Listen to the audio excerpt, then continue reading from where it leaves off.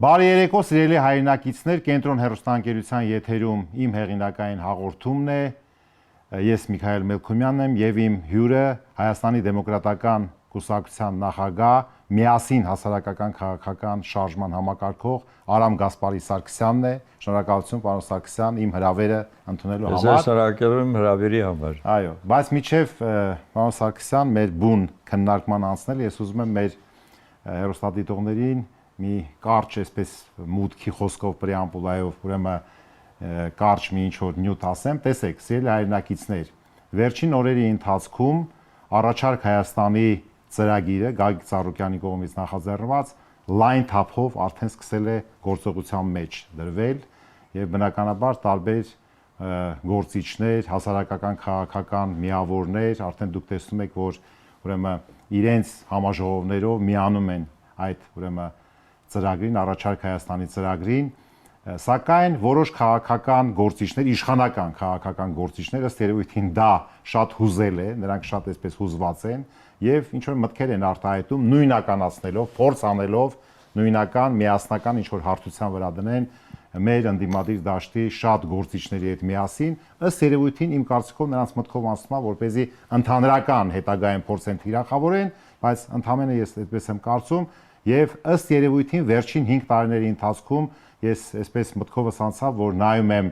պարլամենտական անցած ուրեմն կյանքին, թե ինչ ա եղել պարլամենտում, ինչ խոսույթ է եղել, դուք գիտեք, որ խորհրդարանական երկրում բաժանարար գծերը ուրեմն ընդդիմության եւ իշխանության չի անցնում այդտեղ, այլ անցնում է խորհրդարանում, ընդդիմություն եւ քաղաքական մեծամասնություն։ Ըստ երևույթին այնտեղ, քանի որ չի եղել քաղաքական խոսույթ եւ առողջ քննարկում, ընդհանրապես եղել է հայհոյանք, այսպես անհարկի հակադարձումներ, անվտանգության աշխատակիցների հրավեր դահլիճ եւ չգիտեմ ինչ տիպի վերաբերմունք պատգամավորների նկատմամբ, ըստ երևույթին նրանք ոնց որ ուզում են շարունակեն այդ խոսույթը, որը կարծում եմ բացարձակ չի հաջողվելու։ Ես խորհուրդ եմ տալի այդ իշխանական գործիչներին, որպեսզի նրանք գնան ծրագրային քաղաքական առողջ մրցակցային դաշտ, քննարկեն թե այսօրվա առաջարկ Հայաստանը ինչ է առաջարկում, ինչ պլատֆորմներ կան, տնտեսական, սոցիալական, արտաքին քաղաքական, անվտանգային, ամենատարբեր հարթություններում եւ գան այսպիսի քննարկումների դաշտ։ Դե եկեք որ քննարկենք, կարծում եմ որ որևէ մեկը չի կասկածում, թե ընդունենք ես իմ մասնագիտական կարողություններով ինչ եմ ասում եւ մեր մյուս գործընկերները, մասնագետները, մեր ուրեմն ովքեր հարում են, ովքեր ներառված են այդ ծրագրի շրջանակներում էլի եւ այսպես երբ որ սկսեց լայն թափով աշխատել, ոնց որ թե ինչ որ հուզվեցին, նորից եմ կրկնում։ Ուրեմն այդ տիպի բաներ չեն լինելու, այն խոսույթը, որ դուք օգտագործել եք այսօրվա գումարման պարլամենտում, այդպիսի խոսույթներ որևէ մեկը չի հանդուրժելու, եկեք հասկանանք, թե ինչի 25 թվականին օրինակ Հայաստանի արտահանման ծավալները կրճատվել է 36%-ով։ Ինչն է խնդիրը, որ վերամշակող արդյունաբերությունը ընդամենը 8% է։ Ինչն է խնդիրը, որ Հայաստան ներդրումներ չեն գալի։ Ուղղակի դրա մասին առայժմ խոսույթներ է, ռեալ ուղղակի ներդրումներ չկա։ Ինչն է խնդիրը, որ շատ ասվում է, թոշակները չեն բարձրանում, աղքատությունը չի կրճատվում, հա, գործազրկության մակարդակը չի, սրանք բոլորը ռեալ հարցեր են։ Եկեք քննարկենք, եկեք նստենք այսպիսի տաղավարներում կամ այլ տեղերում քննարկենք, հասկանանք ինչի մասն է խոսքը։ Այնպես որ ուրեմն պայքարը պետք է լինի ծրագրային, առողջ, մրցակցային քաղաքական պայքար, այլևս իրար հետ ցեղ շպրտել եւ մեր առաջնորդները տենց ասել է, չէ, ցեղ շպրտել իրար ուրեմն նկատմամբ պետք է վերացնենք եւ լինի ազգային այսպիսի մի միասնական, որպեսզի մոտեցում, որ դիմակայենք մենք այն մարտահրավերները, որ կա, այնպես որ մենք չենք հանդուրժելու այդ խոսույթները, մոռացեք դրա մասին, որ դա այլևս չի աշխատելու։ Պարոն Սարգսյան, հիմա անցնենք մեր ուրեմն քննարկում։ Դուք կարծում եք, որ իրենք լսեցին ձեզ։ Չէ, ես կարծում եմ այն ինչ որ մեզ պետք է մենք պարտադիր պետք է ասեիք այդ ամենը, բայց իրանք էլ անպայման լսում են, եւ անպայման լսում են եւ կարծում եմ, որ այստեղ պետք է ջանքեր գործադրել, որպեսզի կարողանանք բերենք այդ հարթություն։ Ես չեմ ուզում այսօրվա մեր պարլամենտական ընդդիմության ուրեմն բոստանը բան ուղարկել, այդպես իրավունք չունենք, բայց բոլոր դեպքերում մենք պետք է հասկանանք, որ լուծումներ կան։ Եվ այդ լուծումները պետք է միասին գտնենք եւ միասին կոնսոլիդացիոն ձևով շարժվենք միասին առաջ իշա մեր ժողովրդի եւ մեր պետության։ Հիմա պարոն Սարգսյան, տեսեք,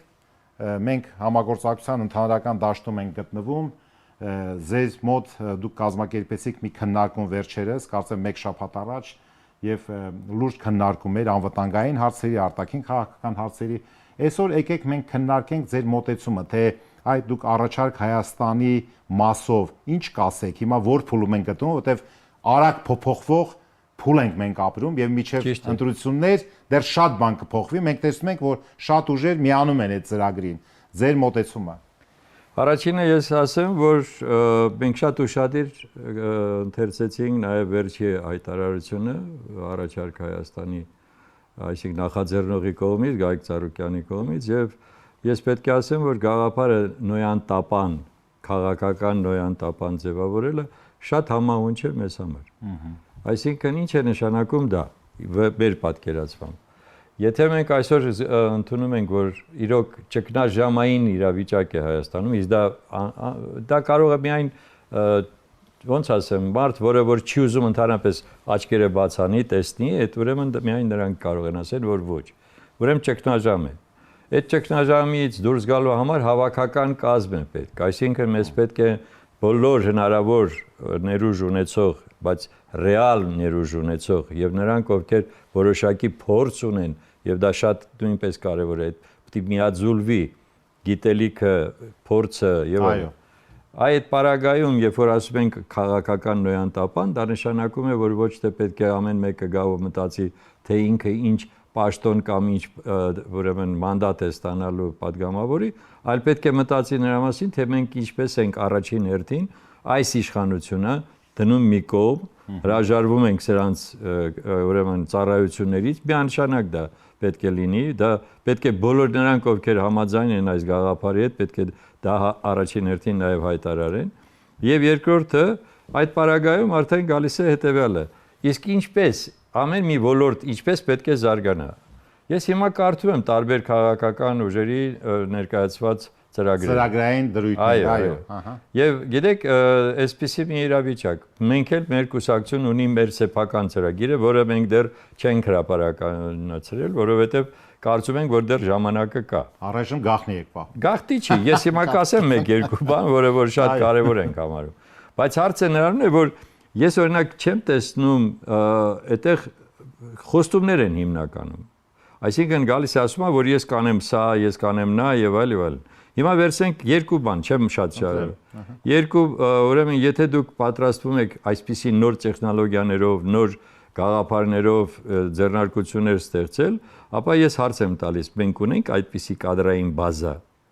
Մենք այսօրվա դրությամբ ցավոք սրտի այս տարիների ընթացքում այդ կադրային բազան վերացրել ենք։ Այսինքն մարդիկ, ովքեր որ մասնագիտացված պետք է լինեն, որովհետև այնտեղ պետք է լինի մասնագետ բանվոր, այնտեղ պետք է լինի ինժեներին եւ այլն, տարբեր մասնագիտություններ,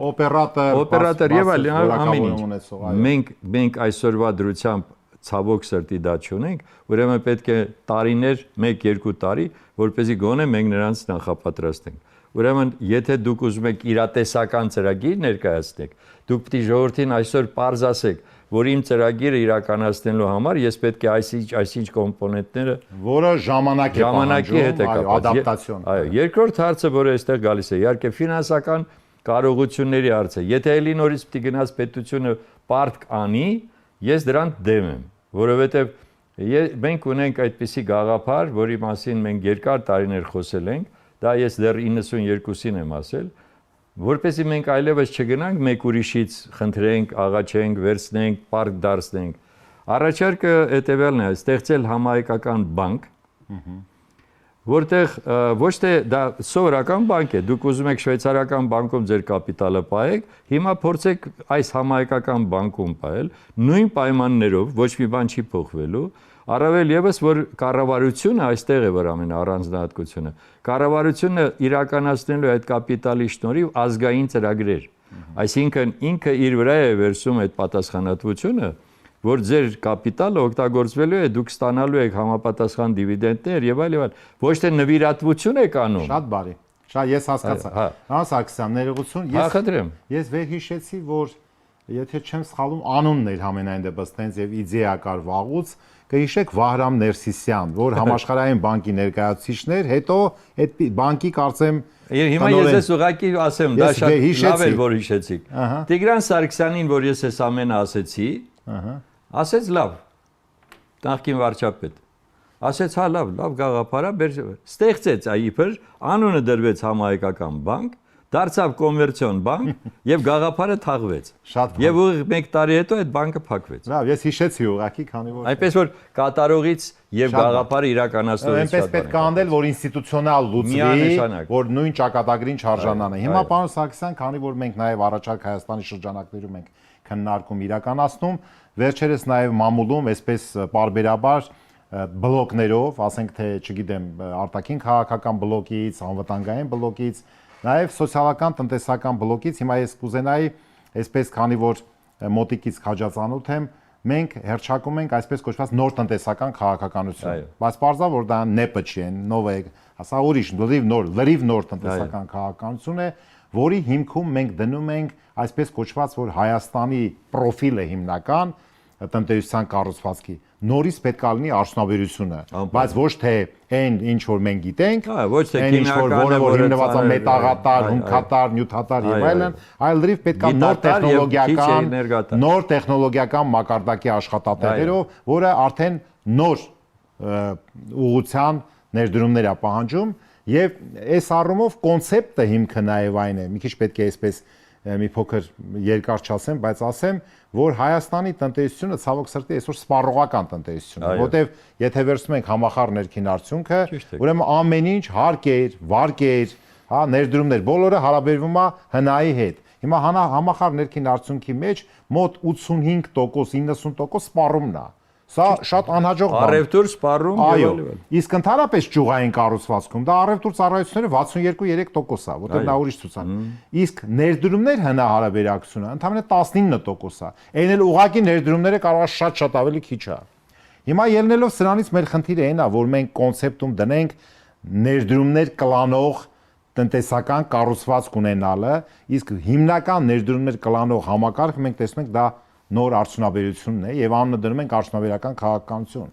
Ընդ որում բոլորին հայտնի է մոռանանք նաեւ գյուղատնտեսությունը որպես համալիր, ագրոպարենային համալիրը էլի նրա մաս ժամանակակից։ Այո։ Հիմա ես չեմ ուզում անդադ նույն բանը կրկնեմ, դեռևս 15 թվականից գործողության մեջ է դրվել իմ կողմից մշակված արդյունաբերական քաղաքականության մասին մայր օրենք, այսինքն ոչ թե ինչ որ մի օրենքում փոփոխություն, այլ լրիվ նոր մշակված մայր օրենք, որտեղ մենք ունենք ամեն մի մարզում մեկ արդյունաբերական գոտի հարկերից ազատված, ենթակառուցվածքներով, պարտադիր չի որ մի անգամից բոլորը, եւ պետությունը պետք է ունենա հնգամյա պետական արդյունաբերության զարգացման ծրագիր, որտեղ համայնքները, մարզերը, այդ ամեն ինչը այդ կառուցվածքը լցվի։ Որը ասում էր պլանը, ինչ բան է, ինչի պլան սովետական։ Այո, անհրաժեշտություն կա պետական ծրագիր։ Այո, այդ Ֆրանսիան օրինակ ամբողջապես այդ պլանավորման հիմքում է։ Հիմա ես չեմ ուզում շատ երկարացնեմ, այս առումով մենք պետք է հասկանանք, որ այդ կոնցեպտը սպասարկելու վրա պետք է գնան տարբեր օրենքների հարկային օրենքի մեջ փոփոխություն, չգիտեմ, մաքսայինի մեջ, մեքենասարքավորումների արտոնություններ սահմանում ներկրման համար, շահութարկի բազան մենք փոքրացնենք, եթե նոր աշխատատեղեր արդյունաբերական ստեղծվում։ Այս ամեն ինչը կա եւ կարծում եմ, որ իսկ այսօր ցավոք ես արդեն նշեցի, որ մեր վերամշակող արդյունաբերությունը ընդամենը 8% է։ Համախառն ներքին արդյունքի 3.5% լեռնահանքայինն է։ Եվ ինչքան են արդեն քանի տարի է խոստանում են, թե իբր թե վերամշակող ձեռնարկությունները պետք է ավելանան, այստեղ շատ կարևոր հանգամանք կա։ Այ իմիջալոց որ հիշատակեցիք այդ անվտանգային եւ ուրեմն մեր կազմակերպած քննարկումը, որը նույնպես համապատասխան այդ առաջարկները մենք ներկայացնելու ենք առաջարկ Հայաստանի ծրագրին։ Եվ հիմա շարունակելու ենք իմիջալոց ասեմ, որ մոտ ժամանակներս կհրավիրենք նաեւ տնտեսական, սոցիալական առողջապահություն, կրթություն եւ գիտություն այդ սիրով կմասնակցեմ։ Անպայման մենք ձեզ առաջին հերթին հրավիրելու ենք որպես նաեւ բանախոսի։ Ուրեմն այդ պարագայում մենք հիմա տեսնում ենք, որ իրականում անհրաժեշտ է համակարգված ծրագիր։ Այսինքն հիմա չի կարելի գալ ասել, այս ինչ տեղում մի հատ գործարան կառուցենք, այսա կտեսնեք ինչ կլինի, այս թրիպը կտեսնեք ինչ կտա եւ այլ թրիպն էլ ունես լավ անուն չի էլի։ Մեր ժողովուրդը մի քիչ ուրիշ ձևով կհասկանա։ Ուրեմն իդեպ ասած, ես ուզում եմ որ դա բարձ լինի, այս շատ կարեւոր հանգամանք է, ներդրումներ է ասում եք, չէ՞։ Այս 9 միլիարդը հիմա դարձել է իբր թե ժողովուրդն էլ կարծում է թե իսկապես Միացյալ Նահանգները 9 միլիարդ պետք է ներդրում անեն։ Հակառակ։ Հակառակը,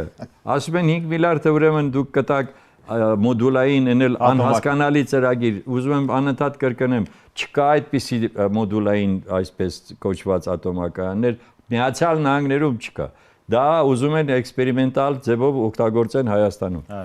Երկրորդը, իրենք 4 միլիարդն էլ ուրեմն սարքավորումների գինն է, որ իրենք պետք է ուղարկեն եւ դա էլ պետք է մենք վճարենք, որտեւ եւ այլն։ Հիմա ինչ վերաբերում է թրիպի էությանը։ Ես սա ուզում եմ հատուկ շեշտեմ, որտեվ ինչքան ես հասկացա, մեր ժողովրդին, մեր հանրությունը մի տեսակ անտեսեց։ Վենսը Բաքվում բառացիորեն հայտարարել է հետևյալը, որ այս ծրագիրը, թրիպը, դա ընդամենը Ադրբեջանը կապել իր Նախիջևանի հետ։ Պարզ, բառացի եմ ասում, իր խոսքերն են։ Եվ դա պետք է զարգացնի տնտեսական համագործակցությունը, այո, ոչ թե Հայաստանի հետ, այլ Թուրքիայի եւ ընդհանրապես այդ աշխարհի հետ։ Եվ եւս մեկ անգամ պետք է հաստատվենք մի կարծիքի մեջ, որ ճանապարհը, եթե դուք տարածքը, ոչ թե ճանապարհը, դուք տարածքը հանձնում եք օտարին, դա նշանակում է, որ դուք ձեր սուվերենության ամենաառելի բանը հանձնում եք օտարին։ Դուք այլևս այդ ճանապարհով, եթե որպեսզի պարզ լինի, եթե այն մարդը ունի 74% ակտիվների, դուք տնտեսագետ եք, շատ լավ հասկանում եք, 26%-ը նրա դեմ ինչ է, ոչ մի բան, այսինքն դուք ոչ մի բան չեք կարող թելադրել։ Պարոն Սարգսյան, ներողություն, դեռ դուք կանդրադառնաք դրան, եւ կար հաշվարկ, որ ընդունենք առավելագույն հաշվածեր 5 միլիոն տոննա տարեկան, որ այդ պետք է անցնի, լավ ընդունենք 10 միլիոն տոննա, 5 չի 10 միլիոննա։ Եվ հաշվարկա, որ այդ 10 միլիոնը եթե բազմապատկում ենք համապատասխան թվով, այսինքն մոտավորապես, չգիտեմ, այնտեղ ստացվում է ընդամենը $140 միավորի տոննայի, այսպես իր տրանզիտային եւ տրանսպորտային, այսպես ասենք, գնագոյացում հաշվի առնելով, եւ այդ 140 միլիոնը եթե մենք 26%-ը մենք հաշվարկենք թե ինչա, դա մոտավորապես պետք է լինի առավելագույնը ընդունենք մի, չգիտեմ, $35 միլիոն տարեկան։ Այսինքն եթե զուտ 4 թվերով հաշվենք, այսինքն ինչա դրվում եւ ինչ եք ակնկալում։ Եվ այս առումով սրա մասին շատ է խոսվել, երևի դուք եք այս քննարկումների միշտ մասնակցել, անիմաստ է դառնում, եթե մենք արդեն այդ սադարակ երազ հատվածը, ասենք եկավ Մեղրուց, այնտեղ արդեն գալիս է Օրդուբա, Ջուլֆա կա պարսկական, կա Նախիջևանյան Ջուլֆան։ Հետո ինքը պետք է գնա հասնի դեպի ուրեմն սադարակ երազ, Եթե այնտեղ գնա արդեն Ախուրիկ, Գյումրի, Կարս այդ երկաթուղուն։ Բայց հիմա ինչ անում Թուրքիան, չէ, հիմա ինչ անում Թուրքիան։ Թուրքիան արդեն տևական ժամանակա Կարս, Իգդիր եւ ուրեմն Դիլիջու, այսինքն դեպի Նախիջևան։ Դա 224 կիլոմետր է։ Դրան նախատեսված է 2.4 միլիարդ եվրո, արդեն ֆինանսները գնում է։ Այս 2.4 եւ նրա ուրեմն թողունակությունը տարեկան 15 միլիոն տոննային հաշվել եւ մոտավորապես 5.5 միլիոն ուղևորա փոխադրում։ Հիմա այս պարագայում, եթե դուք առաջարկում եք պատրաստի, ասենք այդ երաս սադարակի հատվածը կարծեմ 1.5 կիլոմետրի մասին է խոսքը, այնտեղ էլ շատ էլի չնչին վերափոխում պետք է։ Դա 43 կիլոմետրն է, որը դուք տալիս եք իրենց։ Հա, հիմա այս մի հատված, որ ասենք թե սրա լուծումը չկա, ասենք եթե մենք հիմա սա տալիս ենք, զուգահեռ կարելի է այս մի հարցներ տանել լուծման, որը չի լուծվում, մեկ Եվ երկրորդ, մենք շատ ենք խոսում նաև Ղազախ, Իջևան, ասենք հետո Դիլիջան, Ֆիալետովով, որ հետո Մեղրաձորով գան, Մեղրաձորից գնա միանա։ Ես անցել եմ այդ։ Հա, այդ ամեն ինչը մենք հիմա ինչի մասին է խոսքը։ Հիմա այս հարցերը լուծվում են, քննարկվում է, թե չի քննարկվում։ Ուրեմն, պարզ է, որ չի քննարկվում, շատ պարզ։ Ես նորից եմ կրկնում, Վենսը բառացի ասում է, դա պետք է լինի, ուրեմն դա պետք է միավորի երկու մասը Ադրբեջանի, ընդամենը Եվ դա զարգացնի, ուրեմն տնտեսական զարգացումը ապահովի, Հայաստան անուն չկա ընդհանրապես։ Եվ ուրեմն հատկապես այդ միներալների առումով, հա, իրենք անընդհատ այդ ռեսուրսների, հանքանյութի, մետաղական հանքանյութի, այո։ Ուրեմն, հիմա տեսեք։ Ուրեմն ստացվում է հետևյալը, եթե Թուրքիան կառուցում է այդ ղարս, ուրեմն Իգդիր եւ գալիս է դեպի Նախիջևան, մենք քանի անգամ բացարձակ ասել ենք, որ Նախիջևան այլևս բնակավայր չի, դա ռազմական պոլիգոն է։ Ով չի հասկանում, պետք է նորից գնա տեսնի ինչ է կատարվում։ Այնտեղ բնակչությունը մնացել է միայն, որը սպասարկում է այդ ռազմական օբյեկտները։ Ուրեմն, այստեղ խնդիրը հետևյալն է, Վենսը, то есть Միացյալ Նահանգները այս տրիպով ապահովում են Թուրքիայի եւ Ադրբեջանի միավորված, ուրեմն ամբողջ տնտեսությունն են միավորում եւ հնարավորություն են տալիս դուրս գալ Եվրոպա։ Այո։ Եվրոպայի համար մենք շատ ավելի շահավետ ենք եղել, երբ որ ես կարող եմ ասեմ 98 թվականին մենք այդպիսի ծրագիր առաջարկեցինք Տրասեկայի համար եւ նա փլուզվեց, որովհետեւ մեր առաջարկը հետեւյալն էր Եվրոպայից երկաթգծով գալ մինչեւ Բանդերաբաս եւ այնտեղ ուրեմն Պարսից ծոցի երկրները ստանում էին ապրանքներ Եվրոպայից։ Այո։ Եվ դրան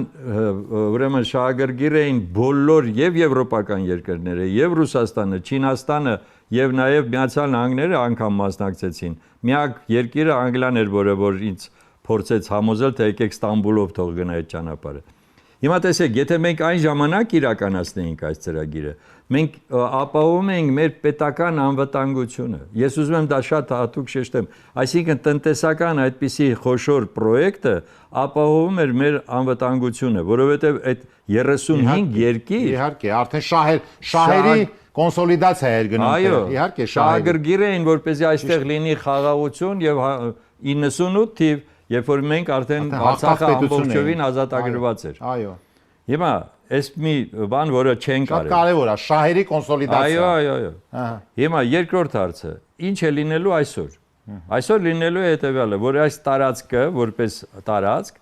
անհրաժեշտ է, որպեսզի միավորվի թուրքալեզու պետությունները։ Այդ բոլորը այնքան իրանք շահերն են։ Այո, իրենք չեն թաքցնում, այստեղ էլ հասկանալի է ինչի համար։ Ներողություն, ընդունենք շատ ներողություն։ Տեսեք, հա, ասում այո, իշխանությունը ընդունում է, որ ընդեղ էլ իրանց շահերի կոնսոլիդացիան է, բայց ասում ես էլ ձեր հետ ընկերություն եմ անում, որ այդ շահերի դաշտում տեղավորվեմ։ Բայց այդ ո՞նց է տեղավորվում։ Չգիտեմ։ Հա, չէ, եթե արդեն օրինակը բերեցիք, թե դա լավագույն դեպքում 30-35 միլիոնի պատմություն է, որը երունդա ոնց որ ասում են։ Բայց հարցը դա չի։ Դուք զիջում եք ձեր տարածքը, որը արդեն աշխարհագրորեն միավորում է թուրքալեզու պետությունները։ Դուք արդեն այնտեղ որևէ դեր ու կատարություն չունեք։ Պարոն Սարգսյան, հիմա անցնենք շատ ճիշտ ներողություն։ Եւ նաեւ Ռուսաստանին այստեղից դուրս մղելու խնդիրը։ Հիմա, տեսեք։ Հիմա նայենք հետեւյալը։ Դուք խոսեցիք միներալների, այսինքն մետաղական հանքանյութերի մասին։ Հայտնի է, որ ուրեմն Սյունիքի մարզը, ուրեմն իր ամենամեծագույն աշխարհի մոլիբդենի պաշարների 7%-ն է, նաև պղնձի խտանյութ, էլի շատ թանկարժեք բաներ կա, բայց արդյունաբերական նշանակությունը պղինձ, մոլիբդեն։ Եվ ներողություն ռեդկազիմելնի մետալի, հայերեն հազվագյուտ մետալների, այո, օրինակ ռենիում եւ այլն, որոնք շատ բաներ կան։ Շատ բաներ կան։ Մի գրամը արժի $10,000 արտաքին շուկա։ Եվ ես ասեմ, որ Armenian Molybden Production-ը ձեռնարկությունում այդ Երևանի ջեկի հարևանությամբ այդ ռենիումի էքսպերիմենտալ ցեղ կար։ Քաջածանոթ է։ Այսինքն որ վերամշակող լինեին ձեռնարկություն մենք կօգտվեինք։ Այո, հիմա տեսեք։ Հիմա այդ պայքարը գնում է նու հələ ագարակի իր հերթին Մեղրու զոնայում Խաջարանը, Ղափանի տարածաշրջան, ասինքն ամբողջ հետագա պայքարը միջազգային այդ թվում Թուրքիա, Ադրբեջան եւ հարակից գնում է այդ ուրեմն մետաղական հանքանյութերի այսպես օգտվելու այդ ռեսուրսներից, թե ոնց պետք է օգտվեն, այդ ֆորմուլան հələ իրանք էլ երևի մշակած չունեն, բայց սկզբից պետք է ազդեցության գոտիներ չէ ստեղծեն, որովհետեւ դու մի բանից օգտվես, պետք է ազդեցության գոտիներ լինի, շահերի միասնականացում եւ բալանսավորումը լինի։ Այս առումով ես մի փոքր ուսումնասիրելով պետք է ասեմ, որ ուրեմն մենք հասկանում ենք, որ ուրեմն վերջի տարիներին Քաջարանի կոմբինատում բաժնետերը փոխվեց, գերմանական քրոնիմետ ընկերությունը դուրս մղվեց եւ ռուսական համապատասխան բաժնետերն է այստեղ եւ նաեւ աշխարհագրությունը փոխվեց պղնձի խտանյութի արտահանման։ Եթե ժամանակին պղնձի խտանյութը համարյա լրիվ կազմով գնում էր ուրեմն Բուլղարիա, Գերմանիա, Լեհաստան, Իսպանիա ավելի քիչ, դա քրոնիմետն էր, ապա հիմա հիմնականում գնում է Չինաստան, որովհետև Չինաստանն էլ ամենամեծ սպառողն է, նաև ռուսական կապիտալը հաշվի առնելով որոշակի միշտ սանկցիաներ ա լինում այս մասով, բաժնետերերի փոփոխություն ա լինում։ Հիմա ես գամ հետեւյալին, ինչն է խանգարել, որ այս վերջի քանի տարում մենք պղնձաձուլարան տենց էլ չկարողացանք, մեր առաջարկը հետեւյալն է, որ այսօր մոտորապես 40 միլիոն տոննայից ավելի տարեկան մետաղական հանքանյութ է արդյունահանվում, Հայաստանի փոքր չափերով երկրի համար 40 միլիոն տարեկան տոննան դա մեծ ցուցանիշ է։ հետո դա դառնում է մոտ 450,000 տոննա պղնձի խտանյութ եւ հետո դրանից մենք կարող ենք ստանալ մինչեւ 120,000 տոննա մաքուր պղինձ, որը չենք ստանում, այսինքն մենք 4 անգամ պակաս ուղարկում ենք։ Այո, մենք ուղարկում ենք եւ այստեղ շատ եմ ասել, որ այդ քանի որ մեր ծրագրային մոտեցումներում կա եւ դրա հետ զուգահեռ առաջանում է մեծ քանակությամբ ծծմբային գազ եւ դա պետք է ծծմբաթթու դառնա, որից ֆոսֆորային պարարտանյութեր, լաքեր, ներքեր եւ մենք չենք այդ ներդրումային պրոյեկտը մեգա նախագիծ է, դրա մասին գրվել է, չի իրականացվում։ Բայց հիմա եկեք մի հատ էլ այդտեղ դրան ավելացնեմ հետո։ Հիմա ես մի փոքր նախադասություն եւ այս վերջի 10 տարին 2015 թվական եւ 2025 թվական եկեք նայենք շատ հակիրճ Հայաստանի արտահանման կառուցվածքը։ Ես ասեցի 25 թվին մեր արտահանման ծավալը 36%-ը վիճել է։ Բարձր։ Հիմա տեսեք, մենք 15 15 թվականին մեր արտահանման 70%-ը, ծերե հայրենակիցներ, 10-12 երկիր էինք արտահանում, այսինքն դիվերսիֆիկացված էր շուկաները։ Հիմա մեր արտահանման 70%-ը 3 երկիր է գնում, 35% Ռուսաստան, Արաբական Միացյալ Էմիրություններ, ուրեմն ավելի քիչ 24-25 եւ 10% Չինաստան։ Սա է, ով է մեղավոր, որ մեր արտահանման կառուցվածքը իօքուտ Ռուսաստանի է եւ հետո էլ հարց առաջանում։ Ասում բա ռուսական ազդեցության ինչ որ բաներ, բա եթե քո բնական հարաբերությունների կառուցված է, ես չեմ ասում եմ մենք նրանց ազդեցության ենք, մենք հայկական ենք, հայաստանյան ենք, բայց եթե քո բնական կոոպերացումը, կապերը հիմնված է այդ զոնայի վրա, այսինքն կռվես նրանց հետ։ ԵԱՏՄ-ի հետ կապված, բայց հիմա ես մի դետալ ավելացնեմ ձեր տնտեսական հետ գործոնին, հա։ Հաշվի առնենք հետեւյալը, որ եթե իրենք ունեն նպատակ այդ այսպես ասած բետաղը եւ այլն հումքը, այո, օգտագործելու, անհրաժեշտ է ոչ թե մեր բնակչությունը լինի, այլ լինի իրենց բնակչությունը։ Այդ 300,000 ադրբեջանցի այսպես կոչված, որոնք որ իբր պետք է գան արևմտյան Ադրբեջան, այս լկտիությունը մենք տեսեք սովորում ենք արդեն, որովհետև այսօրվա կառավարությունը, այո, այսօրվա կառավարությունը, որովհետև չի արձագանքում այդ ամեն ինչին ռեալ։ Եվ հիմա կասեմ նաև այն լկտի հայտարարություններին, որ արել է Ալիևը մեր գերիների վերաբերյալ, որ նրանք համատելով նացիստների հետ եւ նաեւ ասելով, որ դա Նյուրնբերգյան ուրեմն process-ներ դրանից հետո ոչ մեկին համաներում չի տրվում եւ այս պարագայում մենք ունենք ինչ որ իշխանավոր կամ ղեկավար իբր պետության, որը ջուրը բերանը առած ոչ մի խոսք չի ասում, թե էսում ես ասում, ում մասին ես ասում, ինքը լինելով մարդասպան, ինքը լինելով ցեղասպան, ինքը վերցնում է մեր մարդկանց։ Հիմա տեսեք, սրանից հետևում է հետևյալը։ Սա շատ կարևոր հանգամանք է։ Այսինքն այդ 300,000-ի պատմությունը, որը երբևիցե Հայաստանում 300,000 ադրբեջանցի չի եղել, 100%-ով ձեզ ասում եմ, 89 թվականի էլ եմ կրկնում, ուրեմն մարտահամարով եղել են 149,000 ադրբեջանցի, 150,000։ Հիմա նրանք գնացել են, նրանք եղել են եկվոր,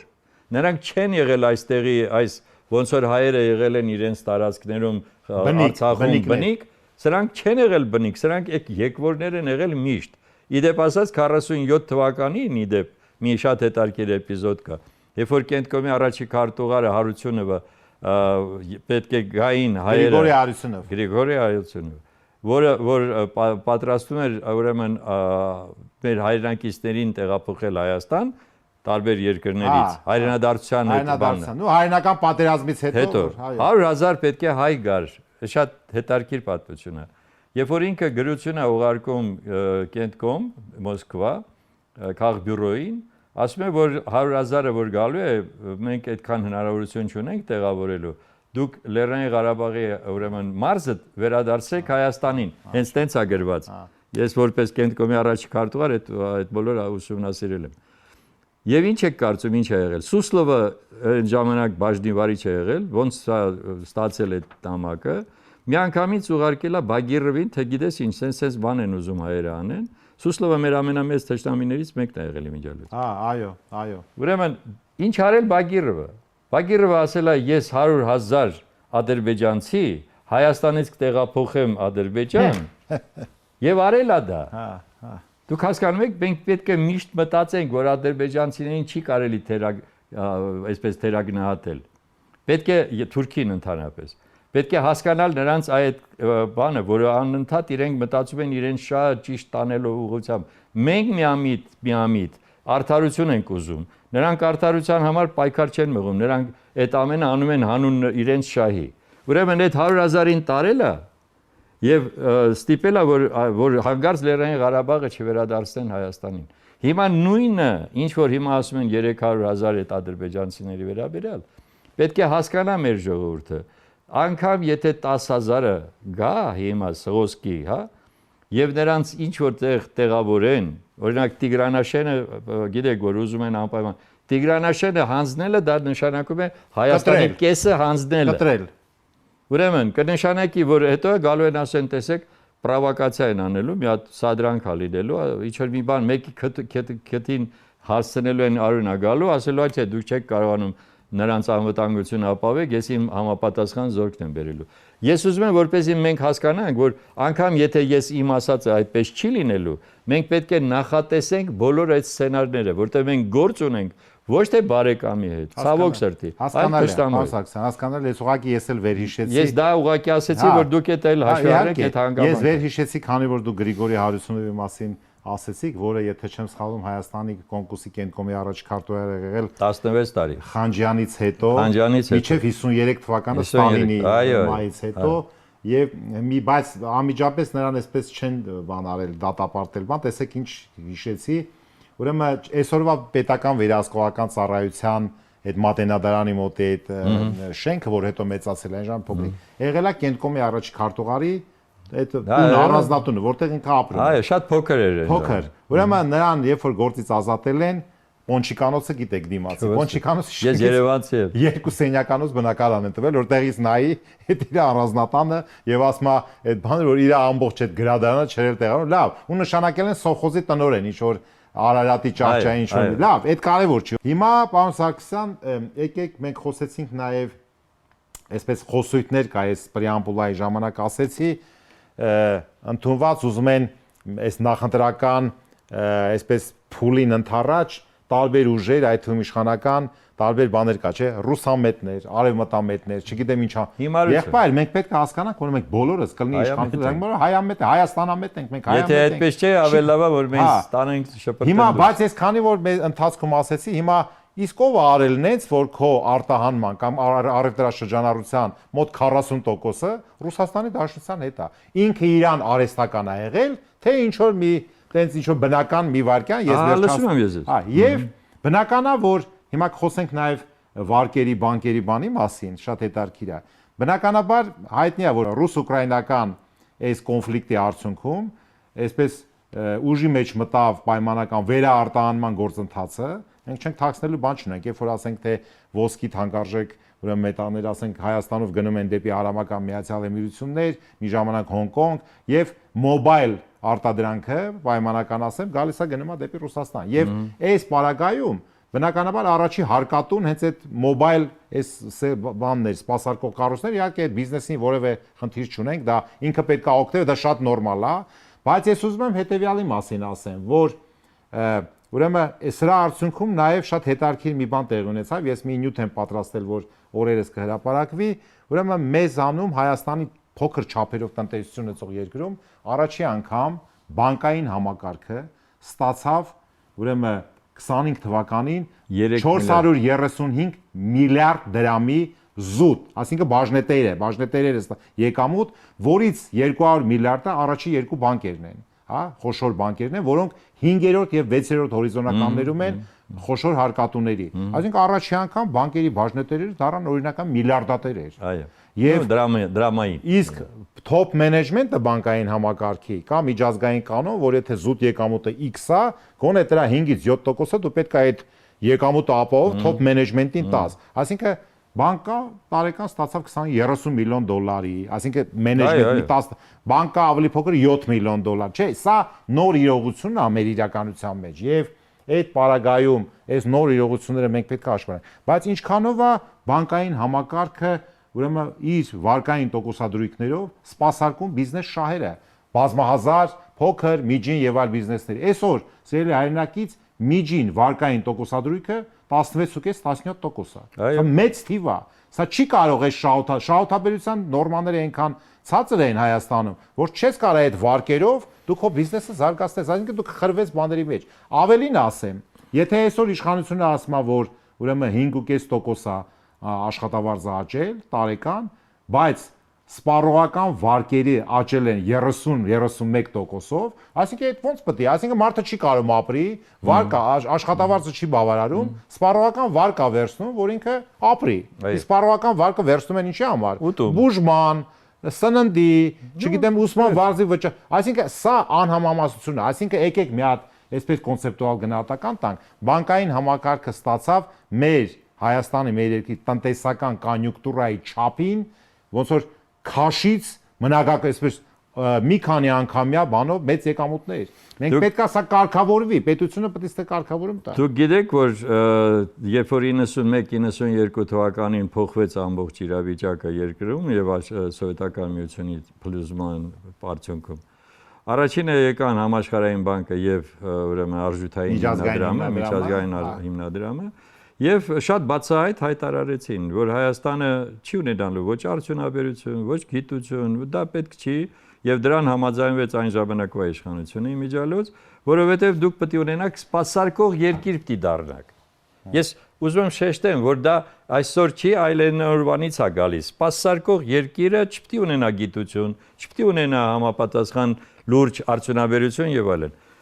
Միայն մի բան, որ հիմա մի քիչ փոխեց իրավիճակը, շատ քիչ, դա ԵԱՏՄ կազմի մեջ մտնելն էր։ Որովհետև երբ որ մենք հիմա ես դա իբիջալոց ուզում եմ շեշտեմ էլի նորից ծրագրերում պետք է դա հաշվի առնել։ Այո, անպայման։ ԵԱՏՄ-ի ուրեմն շուկան ահռելի շուկա է։ Պարզվեց, որ մեր ստանդարտները ընդհանրապես մեր արդյունաբերության կամ, չգիտեմ, ընդհանրապես մեր ապրանքների դեռ համապատասխանում են այս ԵԱՏՄ-ի շուկայի ստանդարտներին, որովհետև Եվրոպայի ստանդարտները այսօրվա դրությամբ այնպիսին են, որ իրենք անգամ արդեն որ ընդունել են Բուլղարիա, Լեհաստան, չգիտեմ, նրանք չեն թույլ տալիս, որ նա մտնի իրենց շուկան, այդ պետք է պարզ հասկանալ, եւ երկրորդը, որ ԵԱՏՄ-ից դուրս գալը, եթե այդպես է լինում, դուք միանգամից պետք է գտնեք դրան համապատասխան շուկա, որը այսօրվա դրությամբ ձեր շրջապատում չկա։ Հիմա հարցը նաև հետևյալն է. եթե ներդրումային քաղաքականությունն է, թե ձեր ասած բանկային համակարգը ներդրումային քաղաքականություն համարյա 0-ի է հասցրել, որովհետև ինքը պետք է այսօր ճիշտ եք ասում, որ նա պետք է ինչ-որ ձևով ուրեմն ֆինանսավորեր, հա, այս կամ այն ճյուղի զարգացումը, եթե այդպես է, այսինքն բանկային համակարգը պետք է աշխատեր Հայաստանի շահերին համապատասխան, ինքը աշխատում է իր սեփական գերպանի համար։ Պարզ պիտի խոսենք դրա մասին, որովհետև բանկային այսօրվա համակարգը գործում է այդ շահույթները ստանում է հիմնականում այդ վարկերը տրամադրելով որպես վարկ արդեն մեր բնակչությանը կամ չգիտեմ որևէ մի կազմակերպությանը գործարանին, որը որ բավարար չի, որտեղ այն գրավը ինչպիսին իրենք են վերցնում եւ այլն, արդեն չեմ ուզում մանանամ։ Այսինքն մենք ունենք խնդիր, որ առաջիկա այս նոր իշխանության օրոք, որը ես հուսով եմ, որ մենք միասնական պետք է ձևավորենք ամբողջ համակարգը, ես այդպես եմ պատկերացնում, իշխանական համակարգը պետք է ձևավորվի։ Չպետք է հիմա օգտվելով առիթից ուզում եմ ասեմ, չպետք է հիմա որոշեն, թե քանի մանդատ եմ ես ունենալու։ Մանդատացավով չտարապեն։ Այո, չես ունենալու։ Իսկ երբ որ դու արդեն մտածում ես քո երկրի ապագան ինչպես ես ապահովելու, այդ պարագայում քո աչքի առաջ պետք է դնես ամբողջ քաղաքական եւ կառավարման համակարգը։ Մենեջմենտը ամբողջ, մատրիցան։ Այո, եւ այդ դեպքում նոր կորոշենք, ասենք թե Պողոսը ավելի լավ է գործը կարող անի, թող գնա այնտեղ անի, այդ ուրիշ հարց։ Եվ վերջինը հիմա ասեմ, տեսեք, այս պարագայում շատ ավելի լավ է հավաքական կազմը ձևավորելը եւ նորից եմ ուզում շեշտեմ գաղափարը, որը ներկայացրել է Գայիկ Ծառուկյանը քաղաքական նոյան տապան, այս սա կարող է իսկապես դառնալ ոչ թե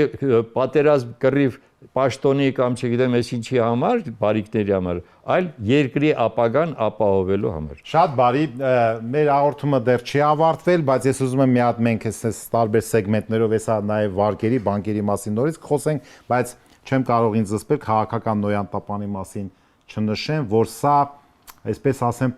վերածննդի նոր գաղափարի, նոր գաղափարի շուրջը կոնսոլիդացման, համախմբման, ուրեմն կառուցվածք է իրանից ներկայացնում, չէ՞ որ մեր եւ ձեր ասած այդ մենեջմենտը ընդհանուր երկրի top մենեջմենտը ինքը պետք է նախ եւ առաջ հասկանալի լինի լայն հասարակությանը եւ երկրորդ պետք է ինքը կենսունակ լինի ապագայում հավատաս այդ քաղաքական նոյանտապանի եւ այդ կառուցվածքին, ստրուկտուրային մարդիկ պետք է հավատան։ Չէ՞ որ պարոն Սարգսյան, մենք այսօր երկար տարիներ տեսանք, որ մարդկանց ուղեղների մեջ նստել էր օրինակ նախկինների թալանը, հա, ու դուրս չի գալի, բայց ոնց որ դե էլ չի աշխատում այդ նախկին թալան բան, ոնց որ այնքան կենսունակ, արդեն չէ՞ որ նոր օրինակներ ունեն։ Թալանի շատ լավ օրինակներ ունեն։ Իր ժամկետներն է, չէ՞, ժամկետ կա, որ ասենք հուսալիության ժամկետ, երկարակեցություն։ Հիմա սա որպես խոսույթ ոնց որ արդեն մղվում է, այդքան էֆեկտիվ չի։ Հիմա այս առումով անդրադառնալով այդ պարոն Ծառուկյանի կոնսոլիդացման կոնցեպտին, պետք է ես ասեմ, որ մեր պլատֆորմը պետք է այնպես մենք հասկանալի ներկայացնենք հանրությանը եւ բարձ մատչելի։ Այստեղ ակադեմիական կաբինետային բառեր, տարբեր բառակապակցի եզրույթներ, դրանք պետքա դուրս շպրտել եւ պետքա հասկանալի մարդու հետ ուղիղ աչքերի մեջ նայելով ամեն ինչ բացատրել։ Բայց չեմ զսպում գայթակղությունից հետ գամ մի հատ վարկերի թեմային, որտեղ դուրս եկա, որ բանկային համակարգը ամենաուժեղ ճոխ համակարգն է մեր բանում։ Այո, այդպես է։ Ճիշտ է, ինքը իր ընթացակարգային առումով բավականին զարգացած է ծրագրային ի տարբերություն, բայց միևնույնն է, այս քաշերի անհամամասնությունը, ասենք միտեղ մի հատ այսպես ուժեղ փոկվում շատ հարուստ, այնտեղ աղքատությունը չգիտեմ ինչ է, կամ ասենք փոքր միջին բիզնեսը հազիվ է շնչում, հա։ Այս առումով, եթե մենք վերցնենք մեր սիրելի հայրենակիցներ, համախառն ներքին արդյունքը 11-11.5 տրիլիոն դրամ։ Գիտեք ինչքան է վարկային ամբողջ ծավալը 7 տրիլիոնից ավել արդեն։ 7 տրիլիոնից ավել մենք ունենք, հիմա սա չգիտենք, լավ է թե վատ է։ Շատ վատ է։ Եվ այդ 7 տրիլիոնի մեջ դոմինանտը գերակշռողը, ուրեմն սպառողական եւ հիպոթեկային վարկերն են։ Սպառողական, այսինքն բուն, արդյունաբերական, ներքին շուկայի։ հա, ներքին շուկայի, գյուղացիական, արդյունաբերական, բիզնես վարկերի կշիռը շատ փոքր է։ Իսկ պետական պարտքը, այո, հիմնականում ինչին է գնում, դուք տնտեսագետ եք, ամեն տարի ուրեմն դեֆիցիտն է փակվում բյուջեի իրենց վատ աշխատանքի պատճառով։ 1 միլիարդ դոլար բյուջեի ամեն տարի դնում ենք այդ բանը։ Հիմա սպասարկման համար, պարտքի սպասարկման համար ամենածանր տարին է լինելու 26-ը, որովհետև այնքան է կուտակվել պարտքերը, որ պետք է անպայման սպասարկման բանը տոկոսը շատ է բարձրացել։ Երրորդը, դուք այդ պետական պարտքը չեք օգտագործել, որպեսզի շահույթ ստանաք եւ արդյունքում փակեք դրա շահույթի շնորհիվ այս պարտքի տոկոսը եւ ինքը պարտքը, ուրեմն կնշանակի բեր է ամբողջովին այդ ձեր ասած 15 միլիարդը, այս մեկ։ Եվ երկրորդը, այս առումով։ Վերջով մենք պետք է հասկանանք, որ այդ ծրագրի մասին, որ անընդհատ հիմա ասում ենք, մեր կուսակցության օրինակ ծրագրի առաջի կետը ապահովել կյանքի որակը։ Այդ կյանքի որակ հասկացողության տակ մտնում է եւ իր քաղաքացու անվտանգությունը, նրա առողջ ապրելու հնարավորությունը։ Մենք այսօր առողջապահության ամենամեծ բանը, տեսեք մեր ժողովրդին ինչ աստիճան ենք բերել։ Ոչ թե մենք կանխարգելում ենք հիվանդությունը, այլ մենք բուժում ենք արդեն հիվանդությունը, որը ամենամեծ ցավն է դա, որովհետեւ դուք պետք է նրան թույլ չտա բերեք այն կյանքին, որ ինքը չհիվանդանա, այն չունենա այդպիսի հիվանդություններ, ինչպիսին հիմա են։ Այսինքն մենք շարունակում ենք ասում ենք, որ կյանքի որակը դա նաև կրթություն ստանալու հնարավորությունն է, բարձր որակի կրթություն, որպեսզի դուք ապահովեք ապագան։ Կյանքի որակը դա երիտասարդ ընտանիքին այստեղ պահելն է, բայց ոչ այնպես ինչպես հայտարարվեց 20,000 բնակարան, չգիտեմ ավելի մեծ։ Մեր առաջարկը մի քիչ ուրիշ է, որպեսզի 4 երեխա ունեցող ընտանիքը մարի այդ բնակարանի վարձը։ Շատ բարի, շատ տեղին հարցադրումներ, այսինքն մենք նաև արձանագրում ենք պարոն Սարգսյանի հետ միասին, ես էլ եմ այդ թեմայի վրա աշխատել, բավականին արդեն նյութը պատրաստ է, որ այսպես օպերատիվ կամ բանը շտաբ մարդկանց կյանքի որակը լավացնելու ծրագիր, ասենք բաներ, որոնք որ չենք ասելու թե մենք փայտիկ չունենք կախարդական 3-5 տարի չէ, բաներ, որոնք որ օպերատիվ լուծման կարիք ունի, եւ այս օպերատիվ լուծման կարիք ունեցող հարցերի շրջանակը բավականին լայն է, եթե ինչ որ պահի արդեն թոշակ բարձրացնելու չափը մենք կարող ենք ասել օրինակ չենք կարա այսպես պոպուլիստական 50,000, 100,000 կարանք, ընդունենք կարանք բարձրացնենք 5,000, 10,000 ամեն տարի։ Այդ եւ հաշվարկը ունենք թե ինչքան է, 10,000 թոշակ բարձրացնելը դրամի, դա տարեկան պահանջում է 72 միլիարդ դրամ։ Տնտեսական աճը, ասել ենք, 1% տնտեսական աճը լրացուցիչ բյուջե բերում է 25 միլիարդ դրամ, հաշվի առնելով հարկեր, հնա հարաբերակցության տոկոսը, որի մասին մենք Աճ հասկացողությունը եկեք միատ էլ բացեք։ Ինչի հաշվին է աճը։ Այո։ Ահա, այսինքն էդ էլ պետք է մի հատ ուսումնասիրենք։ Այսինքն եթե դա արդյունաբերության, գյուղատնտեսության զարգացման, գիտության Այո, ներդրումների այսինքն ռեալ սեկտորի հաշվին, Այո, տնտեսության ռեալ սեկտորը այսօր իրար հետ 30% է, 65%-ից ավելը ծառայությունն ու առևտուրն է։ Եվ օրինակ, պարոն Սարգսյան, եթե սրա մասին ես շատ եմ ասել, այսօրվա գազի սակագինը, այն գազը, որ մենք սպառում ենք, հաշվարկված է սակագինը $1,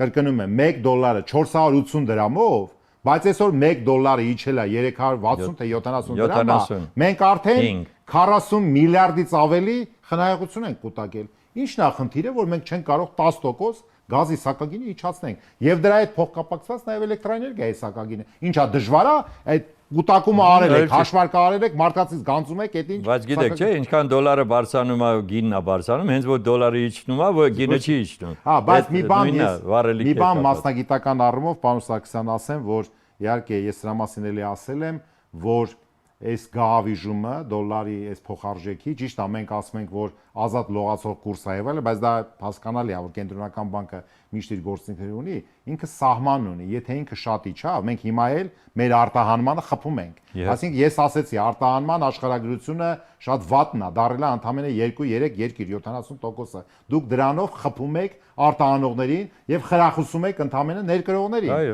Նորից պետքա չբացատրեմ։ Իմպորտ-էքսպորտ հարաբերակցությունը արդեն շատ բաց է։ Սա լուրջ, սա պետքա օպերատիվ էլի ճկուն, չասեմ միջամտություն, բայց կարգավորման, պարոն Սարգսյան, կարիք ունի։ Եվ պետությանը վերադարձնել կարգավորիչ դերը։ Սա մեր սոցիալ-դեմոկրատների գաղափարն է, դել ասեմ։ Եվ վերջինը այդ տեսակետից ուղղակի հարցը նայում է, որ եթե մենք այդ գաղափարը ընդունում ենք, որ դա պետք է լինի հավաքական, ներուժ։ Այո։ Դա շատ կարևոր բան է, ես հատուկ ուզում եմ շեշտեմ։ Եթե դա դառնում է հավաքական ներուժ, այդ ժամանակ արդեն մենք իսկապես ունենում ենք այն միասնությունը, որը այսօր ժողովուրդը մեզնից պահանջում է եւ հավատում է։ Եվ հավատում։ Եվ որ լինի